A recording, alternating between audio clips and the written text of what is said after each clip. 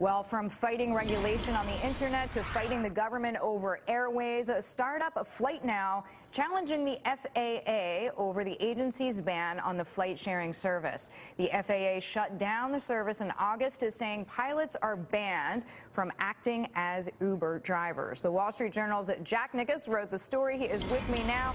So, Jack, what is the latest?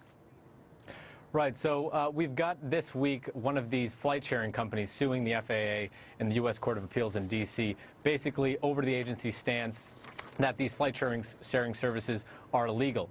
To give you a sense of what these companies do, they basically connect private pilots with passengers who want to fly in these small private planes in exchange for a share of the flight costs. Now, these companies say this is legal under federal rules, but the FAA disagrees, and in August shut these companies down effectively, saying that these private pilots were effectively operating commercially and thus subject to a whole different regulatory structure. This week, this came into court. And we're seeing this is now going to play out as a legal challenge. Now, what does this mean for Flytenow? Because as Uber has shown, anytime you start a business, you're going to have to deal with regulation, especially if it's transport, if it's dealing with the common person, as the FAA is accusing these pilots of doing. So, based on Uber's track record, does Flytenow have a chance?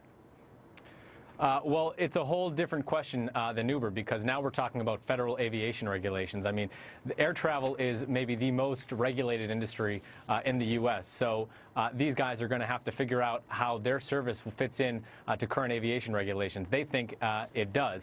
But, I mean, this really is just the latest dust-up between regulators and startups in this new sharing economy. I mean, we've seen Uber battle with taxi commissions. The Airbnb has fought local hotel laws, and also, you know, meal sharing services are battling local health departments. So this is something that we're seeing across the board, and really it's new technology and innovation, and regulations just aren't really able to keep up. So heads up to entrepreneurs, if you are going to go into one of these fields, just know you have at least a few big fights ahead. Jack Nickus, thank you so much.